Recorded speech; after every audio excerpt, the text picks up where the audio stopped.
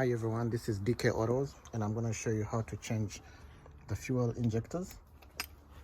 I'm going to show you how to change the fuel injectors on a 2014 Range Rover Sport L494. This is how the fuel injectors look like for a 2014 L494 2014. They look exactly the same as the 2015 and the 2016 all the way to 2016. Now you need this tool to remove these fuel injectors. Range Rover says there are different kinds of tools. The one that works on 3.0 does not work on a 5.0. That's not true because this is a 3.0, the Range Rover, and I use this tool for a 5.0 to remove the injectors. So the 5.0 tool will also work on the 3.0 car to remove the injectors. So the injectors are all the same. So you can go buy a 5.0 tool, the one they're going to show you on the website, and it will still take out the injectors of the 3.0. And this is how this tool works. Just pull it down, clip it in, and that's it.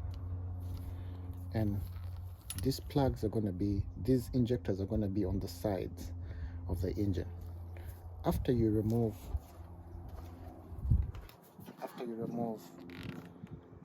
the spark plugs, right below the spark plugs is where the fuel injector plugs are. So you're just going to use the appropriate pressure.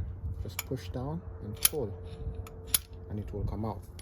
Don't use too much pressure because they break. Now, right before you do all that, Range Rover suggests that you need to disconnect the fuse that pumps gas to the injectors. These fuel injectors have a high pressure. They say they have almost 2000 psi just right below in here. So for you to play safe, you have to first disconnect the fuse that pumps the fuel so that when you take it out, the fuel doesn't pour, and it's right behind you.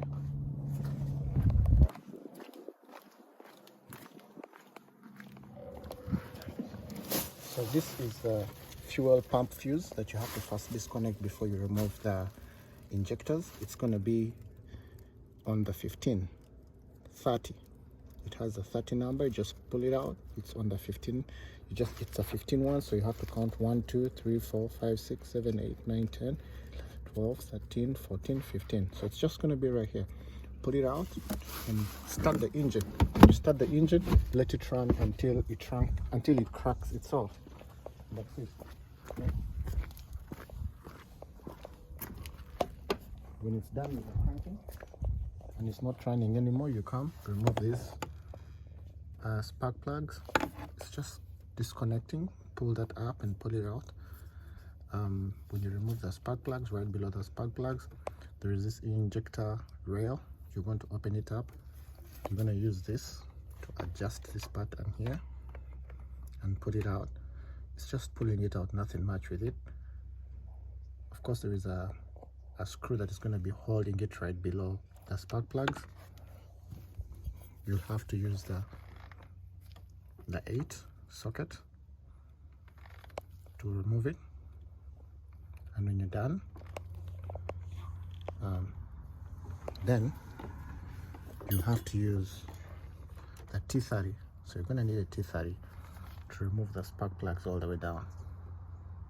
After removing the you're going to need the T30 to remove the injector fuel after removing the spark plugs, and that's it.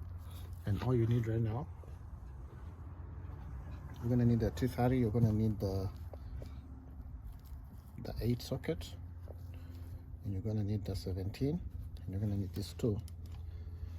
And when you're buying, Range Rover suggests that when you're going to replace the fuel injectors, you have to replace the rings too. Now the rings work with the fuel injectors. Now the old rings cannot work on the new fuel injectors. You have to buy new rings for each fuel injector. So they just sit in here, so easy. Just push it in, open a bit, and that's it.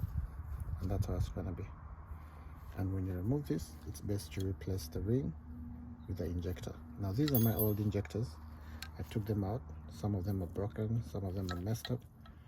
So they would be kind of dirty down there. So when you remove them, try cleaning down there before you put new ones. And that's it.